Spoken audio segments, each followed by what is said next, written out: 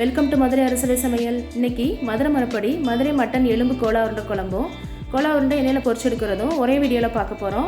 Miss பண்ணாமல் இந்த video skip பண்ணாமல் முழுசாக பாருங்கள். வாங்க எப்படி செய்யறதுன்னு பார்க்கலாம். மட்டன் எலும்பு கோலா உருண்டை குழம்பு வச்சுக்கலாம். அதுக்கு அடுப்பில் ஒரு குக்கரை வச்சு கொஞ்சமாக எண்ணெய் ஊற்றி 1 டீஸ்பூன் கடுகு போட்டுக்கோங்க. 1 டீஸ்பூன் உளுந்தம்பருப்பு, ஒரு பட்டை, 1 டீஸ்பூன் சோம்பு, ஒரு பிரியாணி இலை, 1 டீஸ்பூன் பொடியாக நறுக்கின இஞ்சி, ஒரு 6-7 பூண்டு பல், 2 பெரிய வெங்காயம், கொஞ்சம் கருவேப்பிலை, எல்லாத்தையும் நல்லா கலந்து விடுங்க. வெங்காயம் நல்லா வதங்கவும் 3 தக்காளி மீடியம் சைஸ் எடுத்துருக்கேன், அதையும் நல்லா போட்டு வதக்கி விட்டுக்கலாம். அடுத்ததாக 150 கிராம் மட்டன் எலும்பு துண்டு கழுவி நல்லா அதையும் போட்டுக்கலாம். அதையும் நல்லா கலந்து வதக்கி விட்டுருங்க. 1 டேபிள் ஸ்பூன் மல்லிப்பொடி, 2 டேபிள் ஸ்பூன் மிளகாய் பொடி, தேவையான உப்பு, தேவையான அளவு புளி நல்லா கெட்டியாக கரைச்சிக்கோங்க. அதையும் ஊற்றிக்கலாம். தேவையான அளவு தண்ணி ஊற்றி நம்ம இப்போ குக்கரை மூடி வைக்க போகிறோம். நல்லா எல்லாத்தையும் கலந்து விட்டுட்டு குக்கரை மூடி வச்சிடலாம்.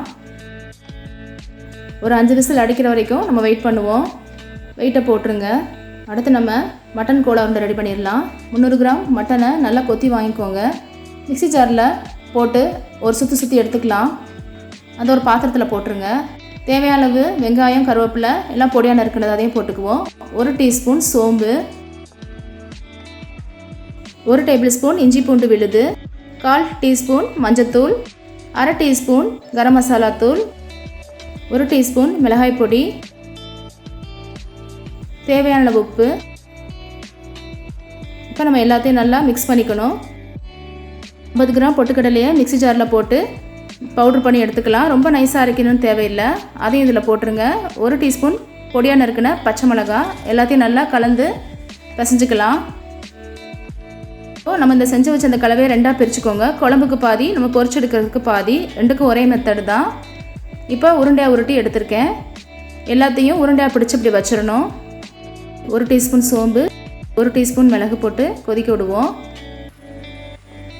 குழம்பு கொஞ்சம் கொதிக்கவும் நம்ம உருட்டி வச்ச கோலா உருண்டையை ஒவ்வொன்றா அதில் போட்டுடலாம். கோலா உருண்டை நல்லா வேகட்டும் குழம்புலையே. இது ஒரு 10 நிமிஷம் கொதிக்கட்டும், மூடி வச்சுருங்க. நம்ம கோலா உருண்டையை இப்போ பொரிச்சு எடுக்க போகிறோம்.